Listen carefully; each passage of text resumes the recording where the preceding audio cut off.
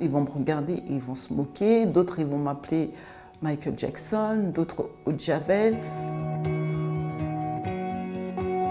Je m'appelle Adina, j'ai 40 ans, je suis atteinte d'albinisme. En France, on est 20 000. L'albinisme, c'est d'abord ce que je suis. L'albinisme oculo-cutané, donc, c'est le fait de ne pas avoir de mélanine. On n'a pas du tout de pigmentation et on est sensible au soleil. Ça touche aussi les yeux. Du coup, la plupart des personnes atteintes d'albinisme sont malvoyants, dont mon cas, j'ai 0,5 de vision. Je suis née au Cameroun, je suis arrivée en France à l'âge de 5 ans parce que mon père et ma mère, ils n'ont pas voulu me garder à cause de mon albinisme. Ils ont choisi en fin de compte de m'envoyer en France dans une famille, chez une tante. J'ai passé une enfance très difficile. J'ai grandi dans une famille noire qui ne m'aimait pas. Donc moi, j'ai été victime de maltraitance, d'humiliation incessante. Même s'il y a des personnes qui sont blancs comme vous, vous êtes blanche, mais les traits du visage, c'est pas la même chose. De 5 ans jusqu'à au moins l'âge de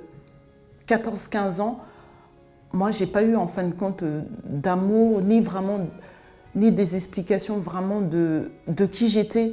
Et on m'a pas dit aussi non plus pourquoi aussi je me retrouvais en fin de compte en France, dans une famille en fin de compte où on ne m'aimait pas. J'ai plus souffert, parce que je ne savais pas qui j'étais. Le fait en fin de compte d'avoir plus des moqueries à l'école, c'était pas ça qui me faisait qui était plus difficile, c'est plus de grandir en fin de compte dans une famille où les gens ils veulent pas de vous. C'est ça qui était très compliqué. Quand on va aussi à l'école, on voit les camarades aussi qui se moquent de vous parce que vous êtes différents aussi d'eux. Des deux côtés, en fin de compte, j'étais coincée, donc j'étais une enfant très agressive, vraiment très très mal dans sa peau. Le fait aussi de changer de famille d'accueil tout le temps, c'était vraiment très très compliqué.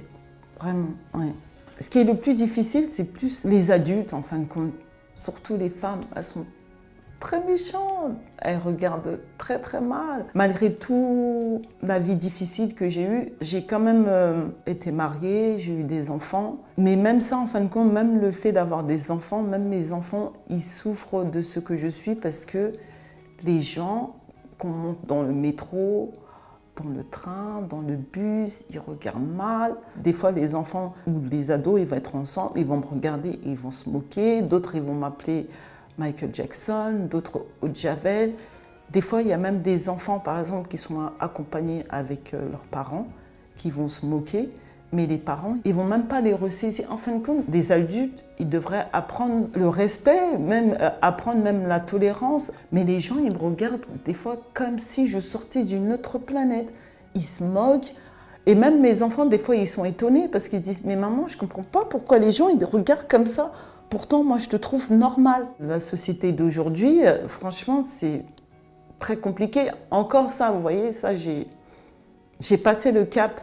C'était avant que c'était très compliqué parce qu'avant, moi, je sortais déguisée. Il fallait que je cache absolument mon albinisme. Donc, j'allais mettre beaucoup de maquillage, j'allais mettre des perruques qui n'étaient pas de ma carnation. Je me camouflais sous des artifices parce que j'en avais marre que les gens ils se moquent, qu'ils me regardent bizarrement. Et ça, c'est que ce soit la population occidentale ou la population noire. Hein.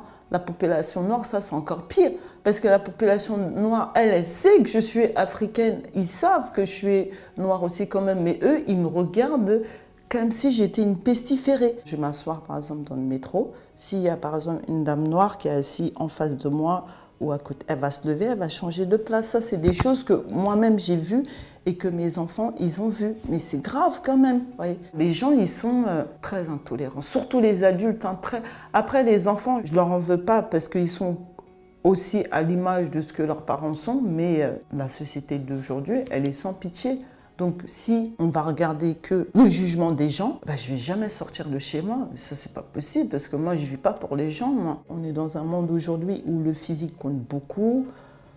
Les femmes, au lieu qu'on soit solidaires, on est plus en concurrence. Il y a aussi l'image aussi que la télé, les médias, la publicité renvoient. Donc au quotidien, on est toujours jugé. Il faut que les choses changent, les mentalités aussi changent. Chacun à son niveau doit faire quelque chose pour faire changer les mentalités. Quand je vois ce qui se passe pour les albinos en Afrique, moi ce que je vis ici, c'est rien comparé à ce qu'eux ils vivent. Eux, là-bas, ils sont carrément pourchassés, ils sont tués, ils sont maltraités, ils ne sont pas considérés. Les femmes albinos subissent beaucoup plus de discrimination, plus de violence. Par exemple, vous voyez, la plupart des femmes atteintes d'albinisme, je parle toujours d'origine africaine parce que je suis originaire d'Afrique. Beaucoup ne sont pas mariées. D'autres, par exemple, ils vont être atteints du VIH. Ils vont vouloir coucher avec une femme albinos parce qu'ils croient que le fait de coucher avec une femme atteinte d'albinisme, ils vont guérir du VIH. Il y a aussi la fragilité mentale aussi, où elles sont, parce qu'il suffit par exemple une jeune fille de 20 ans, elle va être mariée avec un homme qui a au moins 60 ans, qui a déjà 3 ou 4 femmes. Les personnes atteintes d'albinisme sont victimes de discrimination, de meurtre, donc ils sont tués. On les utilise à des fins de sorcellerie parce qu'ils croient que le fait, par exemple, de posséder une partie du corps d'un albinos, ça peut leur porter chance, ça peut apporter la richesse. Du coup, malheureusement, notre sort est lié à la problématique aussi de tout ce qui se passe en Afrique. Les gens, ils vivent dans une extrême misère physique, psychologique, que eux, pour avoir de l'argent, eh ben, ils vendent leurs propres enfants. Déjà, les populations vivent avec 1 euro par jour. Les albinos, par exemple, de eux-mêmes, il y en a certains qui vendent leurs cheveux. Il y en a certains, ils se font prélever le sang. D'autres, ils se font prélever les ongles. Alors, j'ai créé l'association Anida, déjà par rapport à mon propre vécu, d'être née atteinte d'albinisme, d'avoir été rejetée de sa propre famille, d'avoir grandi hors de son pays. Et comme déjà j'étais très très mal dans ma peau, le fait d'être partie aussi au Cameroun à l'âge de 19 ans, j'ai vu les conditions de vie, comment étaient des personnes atteintes d'albinisme. Donc tout ça, là, ça m'a tellement marqué et tout. Donc j'ai créé l'association. Je me suis dit, dans un premier temps, comme ils ont besoin de crème solaire, il faut déjà que je trouve une solution palliative pour qu'ils puissent avoir des crèmes solaires, qu'ils puissent avoir des lunettes de soleil pour se protéger du soleil. Ensuite, après, de parler aussi de l'albinisme, d'informer aussi des personnes de ce que c'est l'albinisme. Donc le premier travail, c'était surtout ça aussi, de sensibiliser les albinos, comme quoi ils doivent se protéger du soleil, et après sensibiliser aussi les parents, les mères qui mettent au monde des enfants albinos. Elles ne savent pas qu'il faut leur mettre des crèmes solaires, qu'il faut porter le chapeau aux enfants. Donc beaucoup d'enfants albinos aussi meurent pas que par les sacrifices, mais ils meurent aussi de maltraitance parce qu'elles ne savent pas que l'enfant, sa peau, elle est fragile. La plupart des albinos, par exemple, ils atteignent pas l'âge de 20 ans en Afrique parce qu'ils meurent à cause du cancer de la peau. Donc le rôle de l'association, c'est déjà ça, c'est d'informer des familles.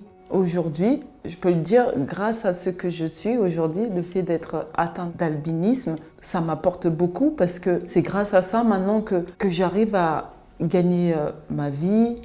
Les photographes nous contactent, tandis qu'avant, c'était vraiment tabou, on ne nous voyait même pas. Là, maintenant, on nous voit plus souvent à la télé, on fait des clips, on fait des films. Bon, après, en France, c'est toujours encore un petit peu difficile d'être différent et de percer, mais en Angleterre ou en Amérique, des personnes comme moi sont beaucoup recherchées et ils arrivent à évoluer vraiment dans le milieu de la mode, dans le milieu artistique, du cinéma. Ça avance tout doucement les choses. Il y a quand même un changement. Du jour au lendemain, je suis devenue mannequin et que j'ai commencé à faire des défilés, des shootings, des films, des clips. Voilà, et que les gens ils me sollicitent parce que je suis albinos.